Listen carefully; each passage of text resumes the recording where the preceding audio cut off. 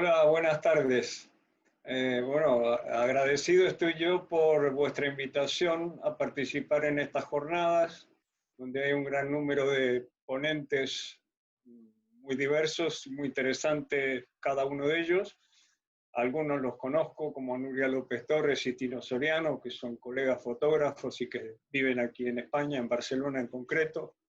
Y solo eso, agradeceros que me hayáis invitado, y aquí estoy para lo que haga falta. Muchísimas gracias a ti. Gracias, Ángel, por estar aquí con nosotros. Tú sabes que yo aprecio tu trabajo, amo tu trabajo, me encanta. Y de verdad, yo, como todas las otras personas que están aquí, estamos esperando, ansiosos de escucharte. Así que te dejamos la palabra tuya, todo tuyo. Bueno, con estas palabras ya no sé qué decir, me quedo como un poco parado, ¿no? Pero agradecerte esta introducción y bueno, voy a iniciar esto, tenemos un tiempo limitado, hay mucha gente, he preparado una serie de imágenes, las primeras, voy a ver si me permite compartir pantalla aquí, vamos a ver. A ver. ¿Estáis viendo, no? Sí. Bueno, aquí las caras nuestras están tapando la información. Había una señora ahí, era en la No, pero malla la de... vemos. ¿Se veía? Sí se veía. Digo, al menos yo la pude ver, no sé si alguno de los participantes no pudo verla, pero... Yo es que a la derecha de la pantalla me veo a mí, a Tiziano y a ti, y me tapa cierta parte de las imágenes. Okay. Nosotros la vemos bien, se ve bien. Se ve completa la pantalla. Se ven bien, Sí, se ven completas. Sí, me confirman los participantes que se ve bien. Claro, podemos seguir entonces. Sí. Vale. Esta es una serie de varias imágenes de diferentes lugares del mundo, de diferentes épocas y diferentes temáticas.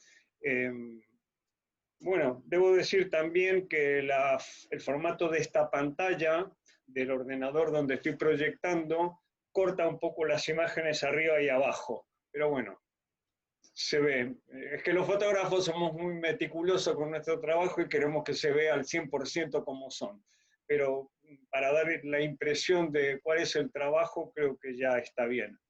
Entonces, como decía, yo llevo trabajando unas decenas de años en diferentes temáticas y esto está reflejando un poco todo esto que he intentado captar a lo largo de los años.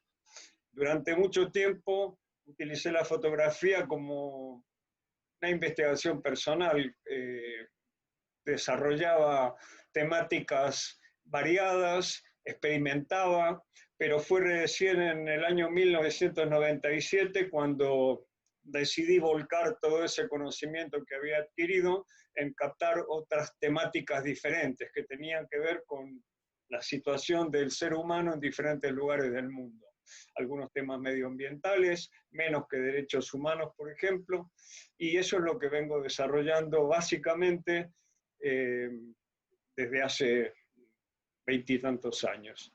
Aquí vemos, por ejemplo, Etiopía, es un trabajo que hice para Ayuda en Acción, una ONG importante, grande, con la temática de la mayor sequía que hubo en Etiopía en los últimos 50 años.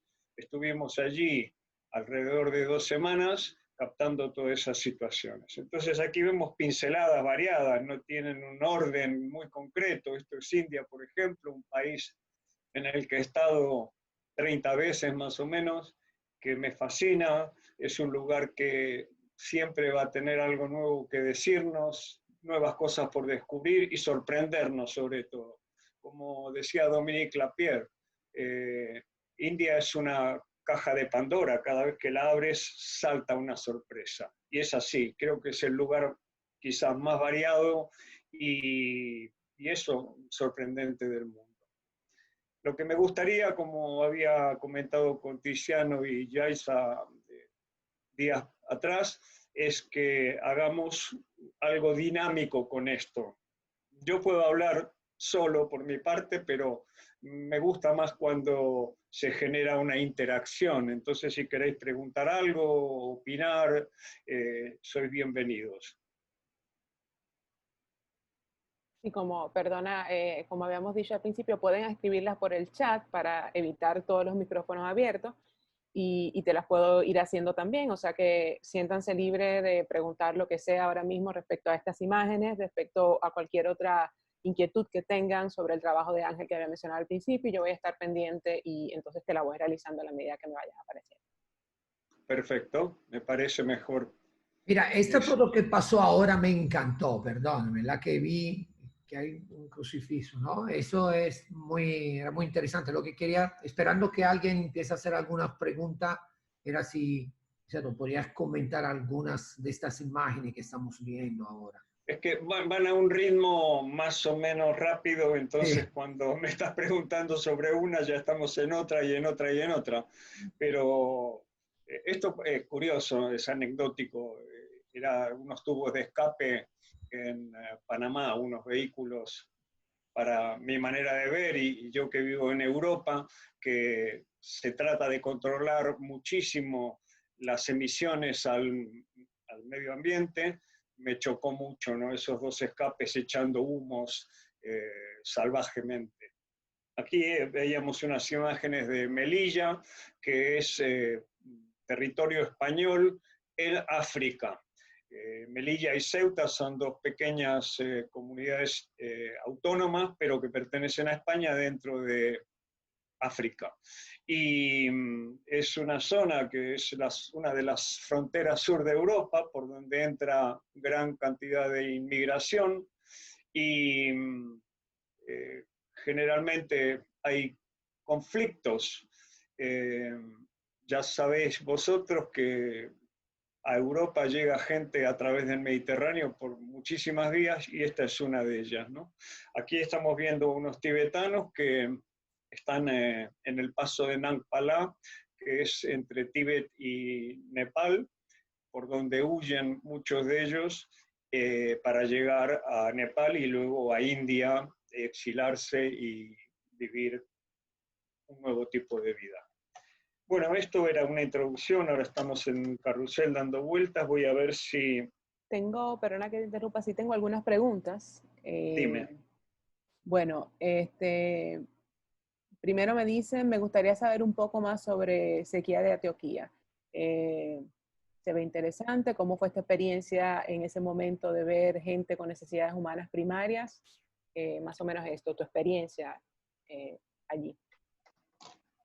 No te he entendido muy bien. Ok, ¿Experiencia con te respecto repito, a... me preguntan respecto a la sequía de Antioquía. Entonces, ¿Para? la sequía de Antioquía. Entonces me preguntan cuál fue tu experiencia al ver todas estas personas con necesidades humanas básicas y Sí, primarias. eso fue Etiopía. Fue la peor sequía en 50 años y, como dije antes, fuimos con Ayuda en Acción a documentar todo esto. Yo iba con personal de la ONG y mi trabajo era el de ir registrando todas estas situaciones de carencia de agua y cómo se estaba intentando subsanar todo esto desde el gobierno, la misma ONG y la gente local. La situación era terrible. Eh, no tengo palabras más para definir todo esto. Una situación angustiosa donde vemos a personas que para desarrollar su vida cotidiana, por ejemplo, simplemente para el hecho de tener agua para beber y cocinar, se tienen que desplazar durante horas, mujeres sobre todo, que son las que van a buscar el agua, cargando a sus bebés encima y bidones de 20 litros de capacidad para poder transportar esa agua a sus poblados. Y no solo esto es a lo que le dedican una gran parte del día, sino también a recolectar leña para poder cocinar. Entonces, esta situación que ya de por sí sucede en otros países africanos, en India lo he visto montones de veces, se agrava cuando hay carencia de agua por falta de lluvias, por ejemplo. Entonces la situación es dramática. Para no hacerlo demasiado largo ni estar solo en un tema, ahora he seleccionado estas imágenes que son de Senegal, que este año tuve el honor de recibir un premio importante que es el Sony World Photography de la Sony World Photography Organization. Y son... Claro, Perdona, ahora cuando le han hecho la presentación... Perdona, alguien tiene un micrófono abierto y perdona, Sí. Ángel, que te interrumpa. Por No favor, pasa nada. recuerden mantener los micrófonos apagados porque si no se nos escucha acá toda la conversación y bueno, pues interrumpimos a nuestro invitado. Nada. Decía que estas imágenes pertenecen a un trabajo que hice en Senegal, son luchadores de la lucha tradicional senegalesa y que, como dije, tuve el honor de recibir el premio de la Sony World Photography Organization. Y esto fue una situación que no tiene mucho que ver con mi manera de trabajar generalmente, porque hay temas a los que yo le dedico un trabajo previo de investigación y luego a veces vuelvo una y otra vez para seguir documentando. Esto se hizo solo en una tarde. La sorpresa mía fue cuando se presenta el premio y sale ganador. Entonces, estos jóvenes, que son chicos de 19, 18, 22 años, están entrenando en una playa en Dakar para ser futuros campeones de la lucha tradicional senegalesa, que es el deporte número 1 en Senegal. Se llenan estadios enormes para participar, para ver estos combates. Y estos luchadores de élite ganan fortunas enormes y claro, estos chicos quieren llegar a ser como ellos, es su aspiración. Entonces decía que a diferencia de otros trabajos a los que le dedico mucho tiempo, esto lo hice en 1 hora y media. Fue el tiempo que tenía y la circunstancia era que tenía alrededor un montón de gente. Yo en este viaje no había ido solo, sino que había ido acompañado por unos 15 periodistas más o menos. Habíamos sido invitados por el gobierno de Senegal a hacer un reportaje y nos llevaron a ver esto que yo había pedido expresamente para hacer un reportaje con un periodista que me acompañaba. Al final todo se complicó, se confundieron y nos llevaron a todos a ver a estos chicos. Entonces yo tuve que estar trabajando de manera rápida, incómoda, esquivando a todos los otros periodistas que estaban haciendo fotos por todos lados, delante, detrás y tal, y quiero decir que fue más bien un producto casi de la casualidad. Y por eso digo que... Perdona ¿sí? que te interrumpa, Ángel. Lo que pasa es que no nos están saliendo en la pantalla las fotos de la lucha senegalesa. ¿No se ven? No, estamos viendo todavía la presentación que tenías antes, están las fotos corriendo, pero todavía no se ven las fotografías. Sí. A ver. Pensé que estabas esperando un momento para pasarlas y no te quise interrumpir. No, ¿ahora se ven? No, todavía. Estamos todavía en la galería que tenías preparada. Entonces no sé qué está pasando aquí porque yo estoy dándole a compartir pantalla. Es que la tienes compartida, lo que pasa es que nos mantienes viendo la galería primero. Las otras, pero, exacto. Claro, pero yo estoy cambiando para que eso no pase y sigue pasando. Si tú quieres, prueba a salir de la pantalla compartida y entra directamente con la proyección de las imágenes. Es que no sé cómo se hace eso. Vosotros estáis viendo esto, ¿no? Ahora lo de Etiopía. Sí, correcto. Exactamente, la proyección de las imágenes estamos viendo ahora. Vale. Perdón que interrumpa, puede probar saliendo, dejando de compartir e iniciando de vuelta. Exacto. Ahí está. Ahora, a ver. Gracias. ¿Ahora? Ahora te vemos a ti, exacto. Entonces ahora dale, entra a la selección de fotos de la lucha senegalesa y compártenos una vez las tengas. Ahora te vemos a ti. Tienes que darle A mí, nuevamente sí, te vemos a ti. Darle nuevamente a compartir pantalla. Ahora, es una que vez tengas... sí se lo he dado y no, vamos a ver. Hay algo que no termina de funcionar aquí. A ver. Ahora sí ¿Ahora? estás compartiendo de nuevo. Ahora sí estamos viendo la foto de la lucha senegalesa. Bueno, por fin. La tecnología esta nos juega malas pasadas. No, y perdona, yo Además, no te interrumpí porque pensaba que querías hacer la historia antes de pasar las fotos y hasta que me di cuenta. no. Eh, cosas que suceden. Además que yo creo que yo soy nuevo en esto de Zoom, estoy manejando varias herramientas al mismo tiempo y creo que a todos un poquito nos pasa esto, ¿no? Bueno, estos son los chicos estos, los luchadores senegaleses. Vale. Ahí se ve bien, ¿no? Ahí vamos. Pues esto, lo que decía que fue el producto casi de una casualidad, porque en una hora no se puede hacer un gran trabajo, pero a veces al final una fotografía es una fracción de segundo y la casualidad, las circunstancias, la suerte influyen también muchas veces. Y parece ser que aquí se dio un poquito de todo eso. Entonces, como decía, estos chicos son jovencísimos y están ahí esperando ser grandes combatientes, luchadores, millonarios, etc. Bueno, este es uno de los trabajos. Voy a ver si esto me permite pasar a otro lado. Ahora hemos cambiado de pantalla, ¿no? ¿O seguimos con los senegaleses? ¿Hola? Venimos con los senegaleses, perdona que no te... Sí. Estaba, No, el es micrófono que, el estaba mismo. claro, apagado. Dejar hay de que ver, compartir y compartir de nuevo. Exacto, tengo que dejar de compartir. Vale. Y ahora compartir pantalla. correcto. Volvemos aquí, vale. Sí. Genial.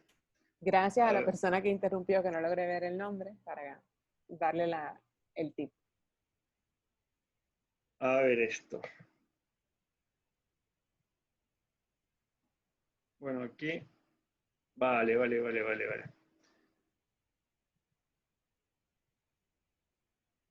Esto es la introducción a las jornadas. Y aquí hay una pequeña colección de publicaciones que tienen que ver con reportajes alrededor del mundo. Estos son la repercusión que tuvo el premio este y publicaciones que se han dado a lo largo en diferentes lugares del mundo.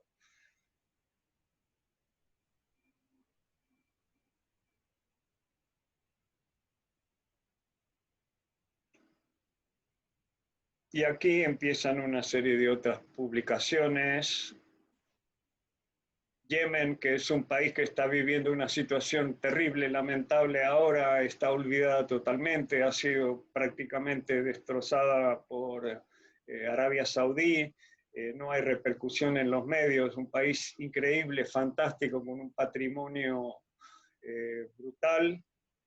Yo estuve ahí hace 20 y tantos años y me fascinó, me pareció maravilloso y es una pena y una tristeza que esté sucediendo lo que está pasando, ¿no? Hay conflictos, como dije alguna otra vez, que están olvidados. Se habla mucho en un momento determinado de Siria, por ejemplo, con toda la razón del mundo, de Palestina, también con toda la razón del mundo, pero hay otros que se quedan ahí estancados, no se le hace prácticamente caso. Yemen es uno de esos casos, la situación de Tíbet es otra, porque tiene atrás al gigante chino que con su influencia y presión sobre tantos gobiernos del mundo hace que esta cuestión quede olvidada. Aquí estamos viendo algunas publicaciones que hice en India con la Fundación Vicente Ferrer, que era falleció hace unos años, era un sacerdote español jesuita que se fue a India y creó esta fundación que hoy en día está llegando a alrededor de 3 millones de personas, generalmente de las castas más bajas, más desfavorecidas. Estos son sirios en Grecia, en Atenas.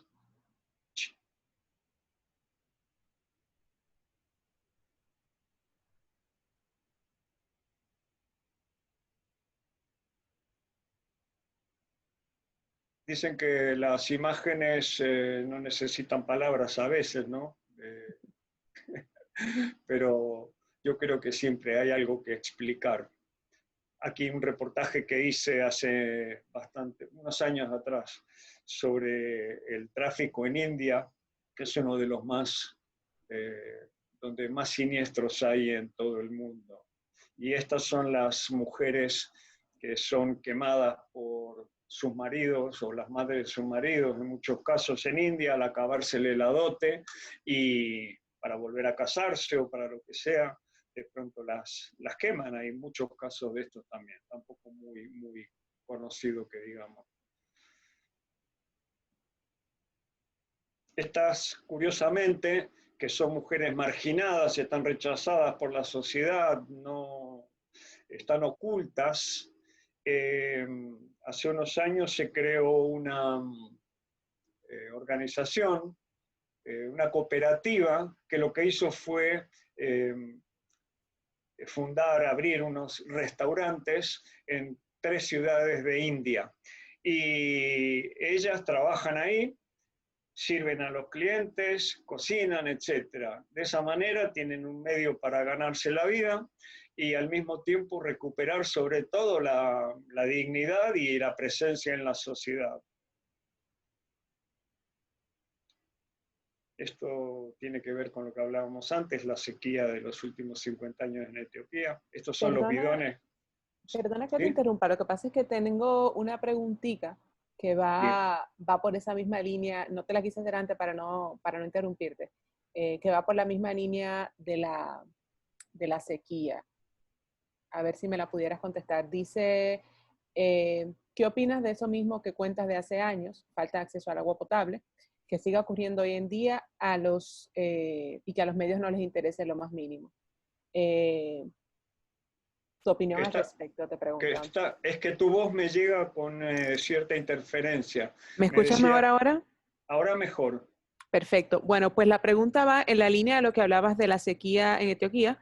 Te preguntan que qué opinas de que esto que ya tú cuentas y has reportado de hace años se siga manteniendo en la actualidad y que todavía los medios, a pesar de que existan trabajos como el tuyo que documenten esta situación, no le prestan la atención debida.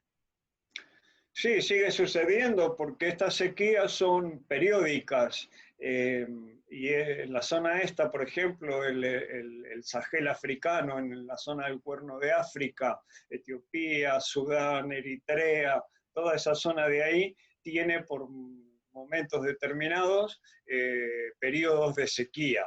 Este que yo reflejé fue hace 4 años, o algo así, 4 o 5 años, fue de los más graves. Pero esto se repite.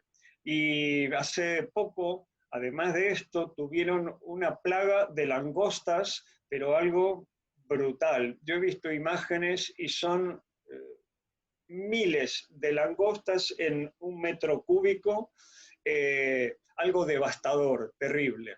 Entonces, esto, a ver, tenemos un problema grande que es el cambio climático y esto de todas maneras influye sobre este fenómeno que se viene sucediendo de tiempo atrás, ¿no? Ahora se está agravando y iremos a peor. No solamente Etiopía, la zona del Cuerno de África, estamos viendo cómo hay zonas del planeta que de pronto están sufriendo aumentos de temperaturas, sequías también, falta de lluvias, pero luego, a la inversa, tenemos diluvios increíbles en lugares donde antes no sucedía. Esto sabemos que va más, hay estudios de sobra que ratifican todo esto. Y, en fin, yo creo que es algo que debemos ser conscientes todos de esto porque todos somos responsables de lo que está sucediendo de alguna manera, ¿no? Y claro, no podemos cambiar la situación de Etiopía nosotros, pero sí podemos participar de alguna manera limitando nuestros consumos de agua localmente, evitando despilfarros, siendo conscientes de todas estas cosas. Bueno, otra preguntita y sigue en la línea de todo lo que has pasado. Esta ya no va tan directo al tema de la de Etiopía, sino que más bien va respecto a tus reportajes en la región del Himalaya y el Tíbet. Te preguntan que por qué te interesó hacer tus visitas a los lugares donde están los refugiados tibetanos. Y te preguntan también que a pesar de que saben que no eres un experto en el tema del budismo, pero ¿cuál es tu intención inicial? ¿Qué te motivó a hacer este viaje por el Tíbet y a documentar esta situación de los refugiados tibetanos? Bueno, yo debo decir que desde que tenía 15, 16 años tenía una atracción especial por Oriente, sobre todo India y esa región del Himalaya. Y leí literatura de esas regiones. Entonces ya esa semilla estaba dentro mío, esa inquietud. Pero fue recién en el año 1997 cuando decido ir a India y Nepal por 2 meses aproximadamente. Ya tenía una información previa de qué regiones visitar donde se encontraban los exiliados tibetanos, pero no iba solamente a hacer este tema, sino que iba a hacer otros temas también, viajar por el país también, porque no solamente, a veces viajo solo para hacer un reportaje y me centro, como el caso de Etiopía, exclusivamente en eso, pero otras veces también me gusta conocer, relajarme, descubrir, sorprenderme, maravillarme con otra cultura, con gente, con monumentos, paisajes, etc. Entonces este viaje de 2 meses tenía un poco ese cometido, las dos cosas simultáneamente. Pero cuando contacto con los campamentos, los asentamientos de refugiados, me quedé bastante sorprendido con todo lo que vi ahí y fue que al volver a Madrid, y empiezo, entonces trabajaba yo con película, blanco y negro y diapositivas. Al revelar todo el material blanco y negro, veo que tenía ahí, había documentado algo que me había impactado mucho, pero que al mismo tiempo me daba la motivación como para continuar. Entonces solicité una audiencia con el Dalai Lama en Dharamsala, al norte de India, donde él reside, y me la concedieron. Eso fue agosto del año 98. Y al final estuve 2 semanas, tuve mi audiencia previa, le enseñé el material que había documentado de esos tibetanos que escapando a esos 6.000 metros de altura por el Himalaya habían perdido los pies, las manos por congelación, algunos habían muerto por aludes, etcétera, etcétera. Hablamos de muchas cosas y luego lo seguí durante esas 2 semanas en diferentes tipos de actividades, circunstancias y tal. Y volví otra vez a Madrid y al final volví una vez más y otra y otra y otra. Luego lo seguí en el exilio en Canadá, en otros países de Europa y en el Tíbet, por supuesto, también. Aquí hay un poco, bueno, estos son trabajos que hice con la Fundación Vicente Ferrer, que contaba antes.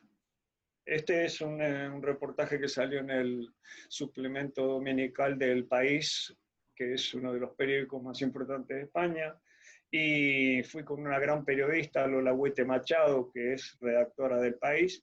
Hicimos este reportaje, Ingenieros Intocables Made in India, que cuenta la historia de estos chicos que gracias a la educación impartida por la Fundación Vicente Ferrer, estos chicos de castas bajas, salen de ese ciclo, de esa inercia de la pobreza y de la falta de educación y de oportunidades. Entonces, ellos han tenido una educación primaria, luego han tenido una educación superior y hoy en día estaban trabajando en empresas multinacionales en el estado de Karnataka, en Bangalore, que es una de las ciudades del Silicon Valley indio, y estos chicos, además de ser ingenieros y estar titulados y ganar su dinero, eran un referente sobre todo para sus propias aldeas, su propia gente, gente que está marginada. El tema de las castas está abolido en India desde hace muchos años, sin embargo, en muchísimos lugares todavía eso sigue existiendo. Entonces, esta gente pierde la autoestima, no se creen capaces de poder salir de esa rutina. Y esta gente son el ejemplo real de que es posible hacerlo, con lo cual, no solamente para su propio beneficio, sino para el beneficio de la comunidad, todo esto es importante. Esto es Bahía, Brasil, el Brasil africano, que hice un reportaje de 20 y tantas páginas, siguiendo el trabajo de un gran fotógrafo francés que se llama Pierre Berger. Él vivió en los años 40, 50 en Bahía y fotografió todas sus culturas, tradiciones, paisajes, etc. Entonces yo, tomando como referencia las imágenes de Pierre Berger, que son las de blanco y negro que se ven aquí a la izquierda, fotografié a personas que tenían que ver con ese trabajo de Berger. Esto es la capoeira, que hoy en día es mundialmente conocida. Este es a la derecha, muy curioso, la Hermandad de la Buena Muerte, que he ido varias veces a estar con esta gente. Es una hermandad de descendientes de esclavas, que tiene hoy en día una veintena de integrantes, pero cuando se fundó esto, la idea era poder comprar la libertad de otros esclavos para poder liberarlos.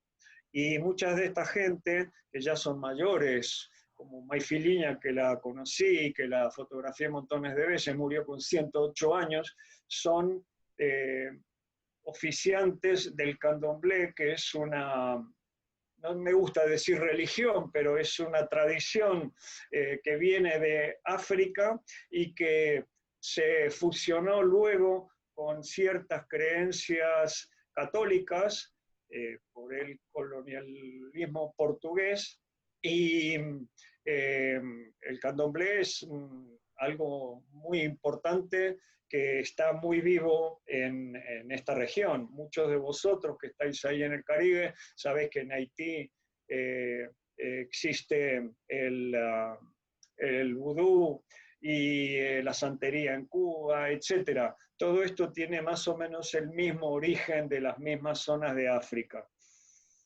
Esta es la Maifiliña, que murió con 108 años y me dijo un día, dice, yo voy a morir como mi madre, con 108 años. Y a los años se murió, como lo había dicho.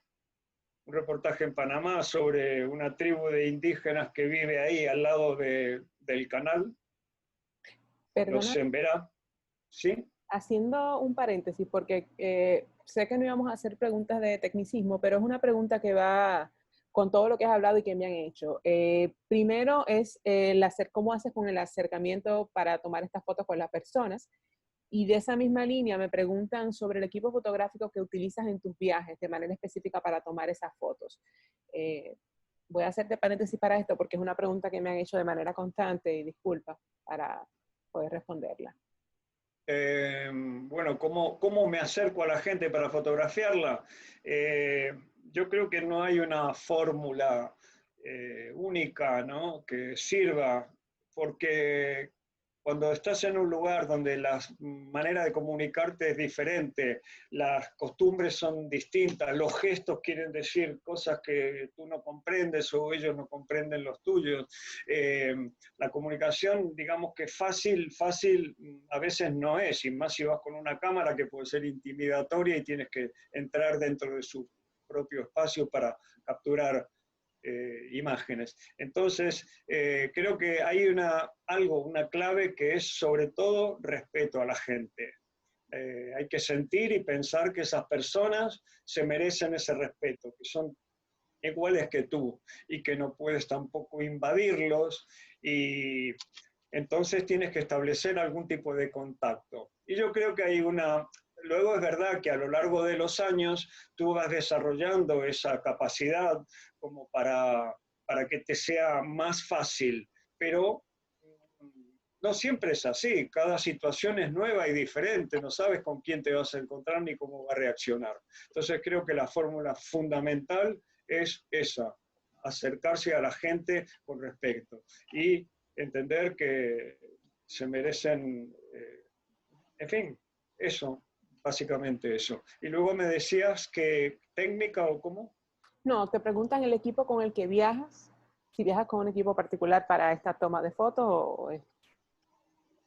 Yo cada vez me voy aligerando más.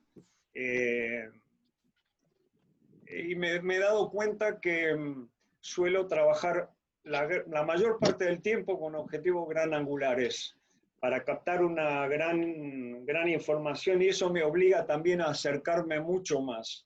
Pero no solo esto, porque hay situaciones donde requieren un tele, por ejemplo, otras focales diferentes. Entonces, he empezado a trabajar en mis comienzos con película, como dije antes, luego hice mi proceso al digital en el año 99, más o menos, y bueno, ya desde hace muchísimos años trabajo exclusivamente en digital. Y trabajo con cámaras, no me gusta hablar de marcas, pero cámaras que son lo que eran el equivalente al 35 milímetros de antes, lo que se llama ahora el full frame, por ejemplo, ¿no? Pero cada vez con menos equipo, porque te vas dando cuenta, o por lo menos yo me voy dando cuenta de que necesito acercarme a la gente para captar esas imágenes. Y para eso, gran angular. Utilizo un 20 milímetros y ahora también un 24 milímetros. Hay un zoom 28-70 que me permite en un momento determinado acercarme y alejarme con el objetivo y no yo físicamente. Espero que eso haya aclarado las dudas de quienes me preguntaban. Y otra preguntita que te hacen, y ya así volviendo al tema que abordabas, es que vieron un artículo que tenía sobre cómo fotografiar la pobreza sin caer en el morbo. Y te preguntaban si tenías algunos consejos generales como esos o si podías compartir algunos recursos al respecto. A ver, creo que es un poco lo que dije antes, ¿no? Respeto a la gente, no hay la pobreza o cualquier situación que quieras fotografiar, te tienes que acercar a la gente con respeto. Y, en fin, no sé qué responder. Estoy intentando cambiar esto para ir a... ¿Ahora estáis viendo algo vosotros? O... Claro que sí, estamos viendo la foto de un indígena. Vale, quiero sacar esto para ir a ver, un segundito, para ir a lo de los tibetanos, porque como el tiempo pasa... Sí, sí. De Bolivia hay gran amor, pero ya está. Perdona, tenemos un micrófono abierto. Sí. Ya. A ver, yo estoy aquí con un lío con estas cosas. Voy a dejar de compartir y voy otra vez a intentarlo. Perdonar por esto. No, que va, no te Mira, preocupes. mientras... Está muy bien todo eso. Que no sé cómo se maneja. Esperando el momento que tú te compartes la pantalla, también me imagino que tener poco equipo, un equipo liviano, te permite de acercarte más a la persona, ¿no? Y intimidirla menos, porque me imagino cuando tú trabajas con una cámara muy grande, una super lente y todo, te acercas, me imagino que asustas un poquito a las personas que no están acostumbradas. Así que el equipo liviano y pequeñito seguramente es mucho más cómodo para poder hacer este tipo de cosas. ¿Estáis viendo ahora lo de Himalaya? No, tienes que darle a compartir la pantalla porque ahora mismo te vemos a ti. Vale, vale. Que, bueno, lo que decía Tiziano, ahora sí se ve, ¿no? Sí, ahora sí estamos viendo. Sí, acercarme a la gente, pero yo he trabajado con todo tipo de equipos fotográficos, desde cámaras de estudio de 9x12, cámaras de medio formato, 6x6, pero sobre todo lo que se llama 35 milímetros. Y digo, como dije recién, que llevo bastante tiempo usando los 20 y 24 milímetros. es como una, es ya casi instintivo, ¿no? Yo me acerco a alguien y es que tengo que estar próximo, tengo que entrar dentro de su campo de energía, por decirlo de alguna manera. Perfecto. Bueno, esto... Perdona, sí. antes de que inicies con el Himalaya, porque tengo una pregunta que dejé atrás hace ya un tiempecito, y te la hago de un pronto. Te preguntan si en el drama humano que se extiende por todos estos países que has documentado, si pudieras decir que hay alguna característica humana común que te ha impactado en lo personal y que te ha enseñado algo. Enseñar sí, porque continuamente creo que estamos aprendiendo, ¿no?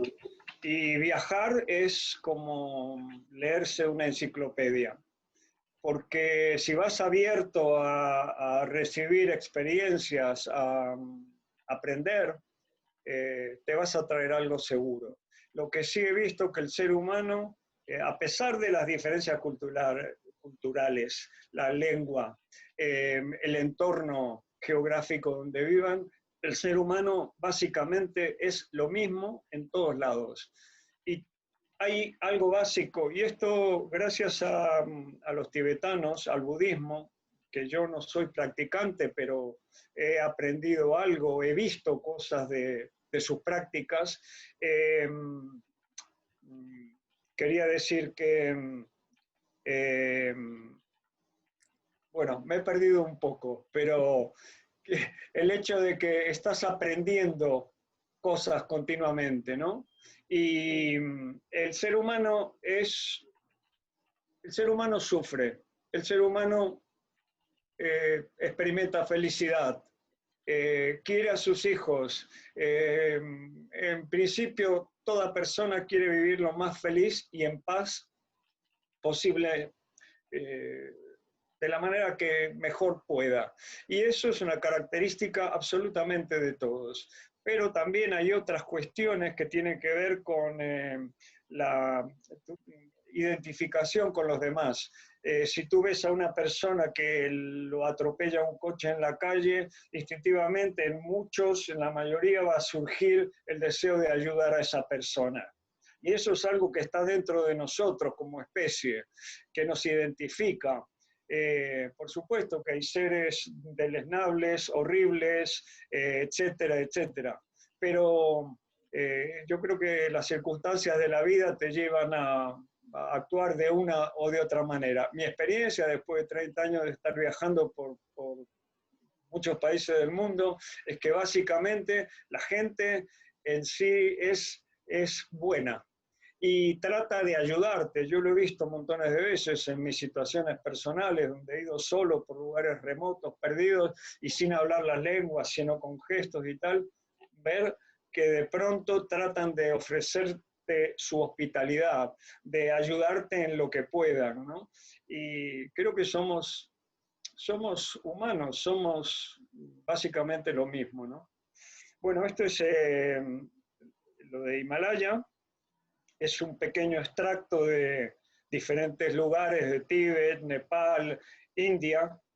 Esta, por ejemplo, estamos en un paso de montaña a unos 5.000 y pico de metros, y atrás se ven unos animalitos que son los yaks, que viven a partir de los 2.500 metros hacia arriba y que son utilizados por los tibetanos, los sherpas, los dolpa, gente de la zona, como transporte. Entonces hicimos años atrás un documental sobre estas caravanas que suben a los lagos salados que están en las montañas, en el Himalaya. Estos lagos son de la época en que son de origen marino, de la época en que India no formaba parte del continente, sino que colisionó con el continente, y hubo dos placas diferentes, una más frágil que la otra, con lo cual con este choque una subió y ahí arriba quedó esa agua que es de origen marino, que digo, y se encuentra a 4.000 metros de altura, por ejemplo, donde se extrae la sal, que paradójicamente en las zonas bajas no existe. La sal es un elemento indispensable para nuestra supervivencia. En la sociedad moderna nosotros comemos una galleta que tiene sal, un pan que tiene sal, etcétera, etcétera, y recibimos nuestro aporte salino. Pero en lugares donde no existe la sal, hay que proveerla como sea. Yo aprendí también cosas con estas caravanas, porque hicimos esta del Himalaya y luego otra en el desierto, en el Sáhara, en Níger, una caravana pero con camellos que van al medio del desierto a buscar la sal, que es una sal mineral, para llevarlas a sus poblados, a los oasis donde viven, y las intercambian por grano, etcétera, etcétera. Lo mismo que hacen los tibetanos a esa altura. Bajan la sal con las caravanas de los yaks y la intercambian por grano, tomates secos, etcétera, etcétera, para volver a llevarlos a estas zonas que a partir de los 4.000 y pico de metros ahí prácticamente no crece nada. Epa, a ver.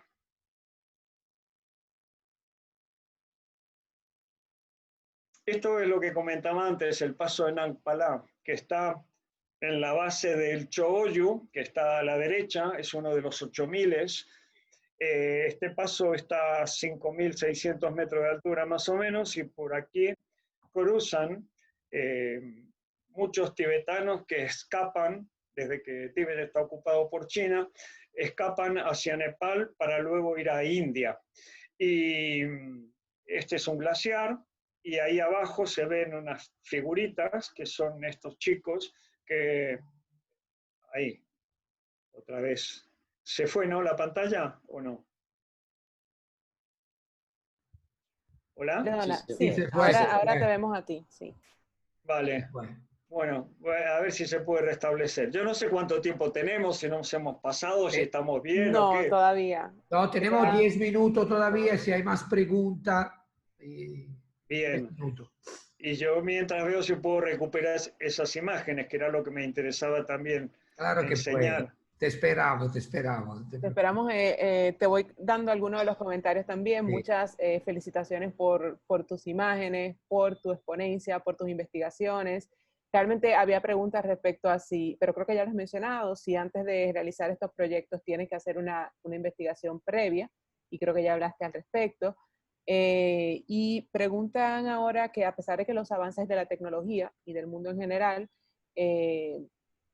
¿por qué a pesar de los avances, de la tecnología, existen todavía poblados con estas carencias? Es una buena pregunta. Yo no soy quien para responderla, Claro. la verdad, porque me la hago también yo Sí. todo el tiempo, ¿no? Si estamos evolucionando, si hay avances en cuanto a medicina, a tecnología de comunicación, transportes, etcétera, ¿por qué no estamos mejor en el mundo? Porque hay menos guerras, menos paz, menos intereses solidarios con los demás. Y esa es la contradicción, quizás la contradicción humana, ¿no? Dentro nuestro está lo mejor y lo peor, y depende cómo se potencien estas cosas, van a salir a la luz y van a influir sobre tu entorno. Si tu entorno es el de un maestro de escuela, vas a influir en tus alumnos. Si eres el presidente de los Estados Unidos, tu influencia será muchísimo mayor. Pero bueno, son preguntas que yo no encuentro más respuesta que lo bueno y lo malo está dentro nuestro. Estas son las caravanas que comentaba recién, lo veis, ¿no? Sí, sí, estamos viéndolas, sí. Este es un animal muy curioso, el yak. Un caballo, bueno, hay unos caballos tibetanos que son bajitos, que pueden ir a las alturas, pero estamos hablando de que a partir de los 2.500 metros de altura se puede experimentar el mal de altura, es muy difícil aclimatarse, respirar, vivir ahí arriba. Y estos animales viven desde los 2.500 hacia arriba, por lo cual son muy fuertes, muy curiosos, muy temperamentales. Este es un niño que curiosamente lo encontramos ahí en la frontera con el Tíbet, en Nepal, en la zona de Dolpo, y tenía 14 años. Y por primera vez viajó bajó con las caravanas, con nosotros también, a Katmandú. En su vida había visto un poblado más grande que el suyo en plena naturaleza, un poblado de 4 casas de piedra, y fue una experiencia para él enorme, brutal, no solo por el hecho de irse a una ciudad, a otra geografía, a otra manera de vivir, sino también convivir con nosotros durante 15 días en el descenso, con 3 personas que veníamos de aquí de España para hacer este documental, y una experiencia realmente muy bonita, ¿no? Este hombre que vemos ahí era sordomudo. Venía de ese paso que mencioné antes, Nangpalá, iba a una zona, a un poblado que se llama Namche Bazar, que está en Nepal, está a 3.400 metros de altura, y ahí llegan todas las expediciones que luego van a salir hacia el Chogoyu, al Everest y a toda esa zona de por ahí del Himalaya. Él bajaba a Namche Bazar, que es este poblado que menciono, y ahí hacen trueque de cosas que traen ellos de Tíbet, generalmente hoy en día son casi todas de fabricación china, y hacen intercambio y se ganan algún dinero o se llevan cosas de vuelta a su tierra. Esto es Ladakh, en el norte de India, es zona en la extensión del plató tibetano en India y de la misma cultura. Sin embargo, ellos son ladaquíes, hay matices diferentes un poco en la lengua, etcétera, pero practican la misma, el budismo, y las costumbres son muy parecidas.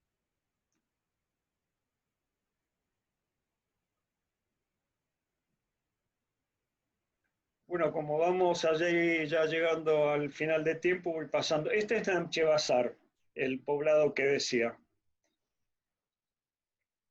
Y este es el Potala, que es el palacio de invierno del Dalai Lama. Hoy en día es una especie de museo. Está en Lhasa, la capital de Tíbet. Ahí lo vemos atrás.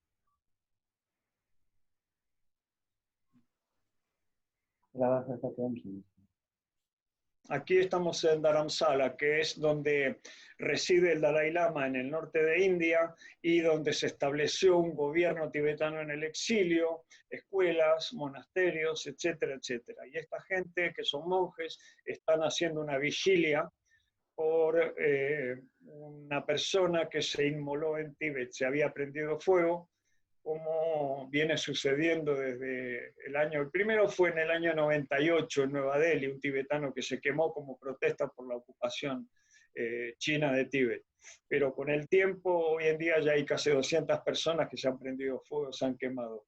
Y esta gente estaba haciendo una circunvalación, que es lo que se suele hacer como uno de los rituales de sus budistas, y lo estaban haciendo alrededor del pueblo para esa persona que había fallecido.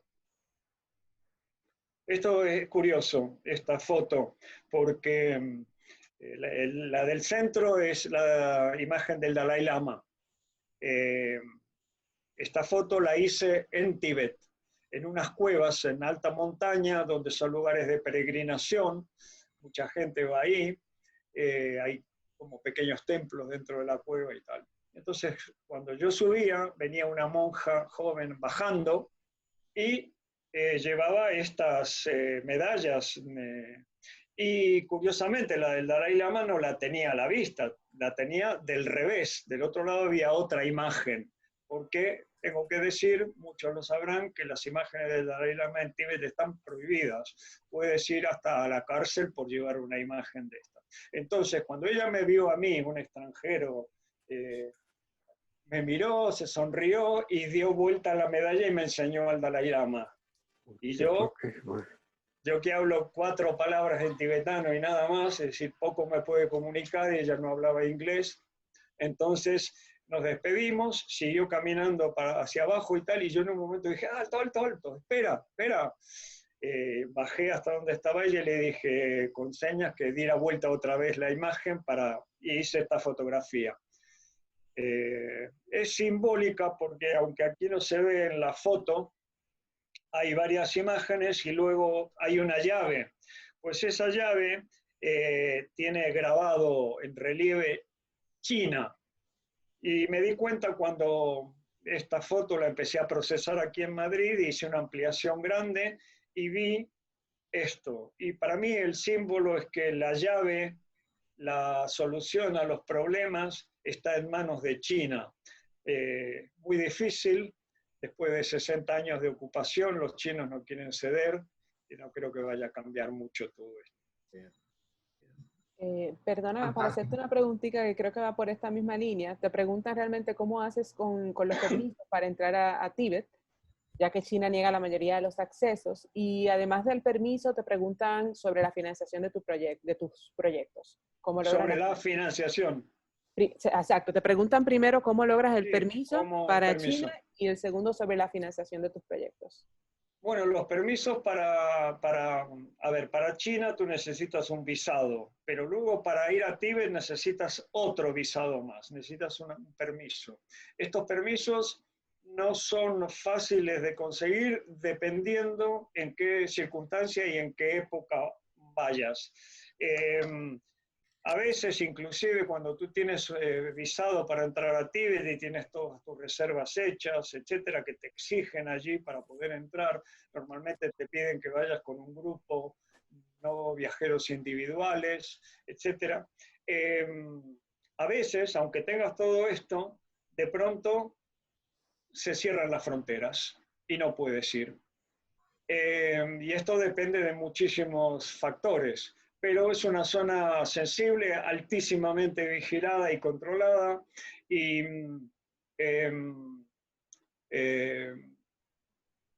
lo que digo, aunque tengas permiso, igual no puedes entrar. ¿Qué pasa? Que a veces hay fechas que son sensibles.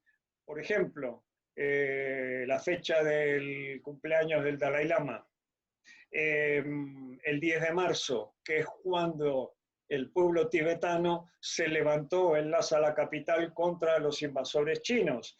Ese 10 de marzo se celebra todos los años. Entonces, sabiendo que puede haber algún tipo de conflicto, problema, revuelta, el ejército, la policía china, están totalmente expectantes a lo que pueda suceder. Y a veces lo que se hace es directamente cancelar todos los permisos, cerrar la frontera. Yo fui y tuve la suerte de... yo fui en el año 2006, por ejemplo, cuando se inauguró el tren de altura en Tíbet, una obra de ingeniería enorme, brutal. Llega a pasar un puerto de 5.200 metros de altura, son locomotoras y vagones especialmente acondicionados para sufrir estas altitudes. En el 2006 se inauguró esto y yo fui con un grupo de periodistas internacionales a cubrir esto. Entonces, dentro de esa circunstancia, entré sin problema. Ahora, yo estoy convencido de que si voy ahora a la embajada china para pedir un visado para el Tíbet, no me lo van a dar. De hecho, anoche o anteanoche soñé que iba a pedir un visado para viajar a Tíbet, pero no me recuerdo cómo evolucionó el sueño. Este hombre que vemos en la imagen falleció en noviembre hace un año y tanto. Era un monje y estuvo 33 años preso en las cárceles chinas dentro del Tíbet. Fue brutalmente torturado, no le quedó un diente, le aplicaban descargas eléctricas, lo ataban como una pelota y lo dejaban colgando del techo durante días, sufrió múltiples fracturas, etc. Cuando él salió de Tíbet, cuando salió de la cárcel después de 33 años, lo que hizo fue, sobornando a diferentes personas, comprar estos instrumentos de tortura que utilizaban con ellos, que eran algunos instrumentos de descargas eléctricas que se utilizan a veces con el ganado y que a los presos se le aplican descargas en todos lados, a las mujeres en la vagina, en el ano, en la boca, eso y otras herramientas de tortura. él compró esto y se escapó, cruzó las montañas con 70 y tantos años y llegó a India. Fue a visitar al Dalai Lama y expuso todo lo que había pasado, enseñó los objetos que llevaba, contó todas sus experiencias y luego esto se narró en un libro que se llama Fuego bajo la nieve, Palden Gyatso. Es increíble lo que cuenta de sus experiencias personales y de otros compañeros de él que las han sufrido de la misma manera. Este es el Dalai Lama.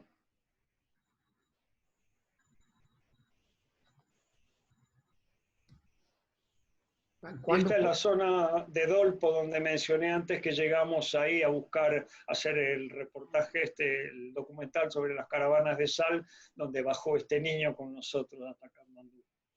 Perdona, Tiziano, ¿querías decir algo? No, no, no te preocupes, pensavo quando ti incontraste con il Dalai Lama, cioè, che sensazione provaste? Perché, non so, come ti sentiste? A ver, esto como me lo preguntan tantas veces, luego tengo que pensar bien porque no hay una, no sé, yo lo que percibí lo vi varias veces. Es una fuerza, algo que impone. Es una persona que se nota que tiene algo diferente, algo especial, algo particular. Impone respeto. Y luego también todo lo contrario, porque se ríe mucho, mucho. En un momento deja toda esa gravedad, esa profundidad y de pronto, no sé, se ríe y te hace cómplice de esa situación y te hace sentir cómodo, ¿no? Pero bueno, es un premio Nobel de la Paz, es una persona que ha luchado por la paz durante todo este tiempo. Hace ya bastantes años que delegó todos sus poderes, porque los Dalai Lama tenían el poder político y el poder espiritual. Esa figura se mantuvo en el exilio hasta un punto donde él, que ya estaban aplicando reformas en el Tíbet antes de su vida, delega todas sus funciones políticas, están en un parlamento con elecciones periódicas, obviamente solamente vota la gente que está en el exilio y es un parlamento que no está reconocido ni por India ni por ningún lugar del mundo. Sin embargo, ellos siguen ejerciendo esta forma democrática de representación. Y el Dalai Lama desde hace tiempo se dedica exclusivamente a cuestiones ya espirituales. Bien, bien, fantástico. Ya creo que... Bueno, la última pregunta que me la han escrito un par de veces, ¿cuál es la principal fuente de financiación de sus proyectos? Eso, y ya con esto terminamos. Bueno, esto, primero voy a decir que hoy en día estamos viviendo uno de los peores momentos para la fotografía en general y para la prensa, pero también para buscar financiación para proyectos. Son épocas muy malas, pero yo a lo largo de desarrollo de mi profesión he financiado proyectos de mi propio bolsillo, he buscado apoyos logísticos, a veces una compañía que me facilitase billetes de avión, alojamientos, transportes locales, etc. Y a veces a través de ONGs, así, de esta manera. Insisto de nuevo que estamos en un momento complicado, la fotografía está sufriendo mucho, lo sé por mi experiencia personal, pero por todos mis colegas de medio mundo que estamos viviendo la misma situación. Eso no quiere decir que sea imposible realizar un proyecto. Lo que pasa es que hay que esforzarse, trabajar mucho más, gastar mucho tiempo, mucha energía, golpear muchas puertas y bueno, hacer lo que se pueda. Lo que no se puede, pues ahí se queda. Bueno, Tiziano, estás para que no te escuchamos. ¿Perdón?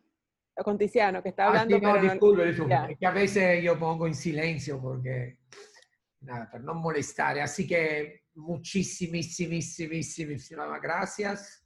De verdad, Ángel, fue algo muy interesante que escuchamos. Y nada, Jais, a ti, para que tú seas...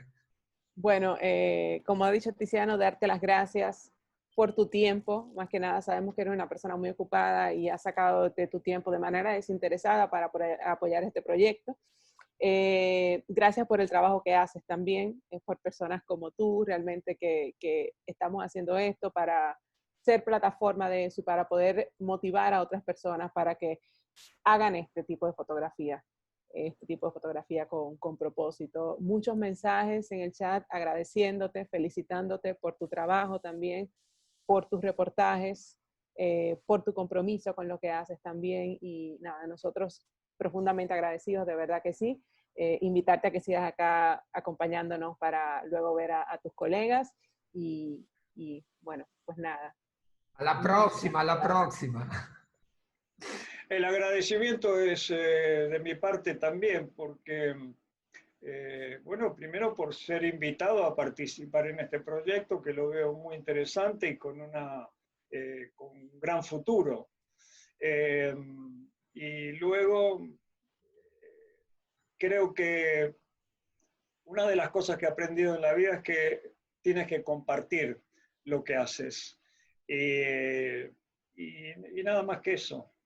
Al final las imágenes que hacemos no son solo para nosotros, para nuestra satisfacción o para subir nuestro ego. Las hacemos para que otras personas las contemplen. Y eso es lo que a mí me llevó en el año 97 a cambiar un poco el camino en mi camino fotográfico, porque me di cuenta que tenía una herramienta en mis manos que era la fotografía, y que si yo iba a hacer fotografía de coches, la gente iba a ver coches, y si iba a hacer otro tipo de fotografía, iban a ver eso. Entonces fue mi opción personal, ¿no? De elegir algo que tuviera una utilidad también, que sirviera de alguna manera. Luego, uno es uno más dentro de un mar enorme de fotógrafos y de medios que están contando historias. Mucha gente ve tus imágenes y ni caso les hace ni les llama la atención, pero eso es parte de la realidad.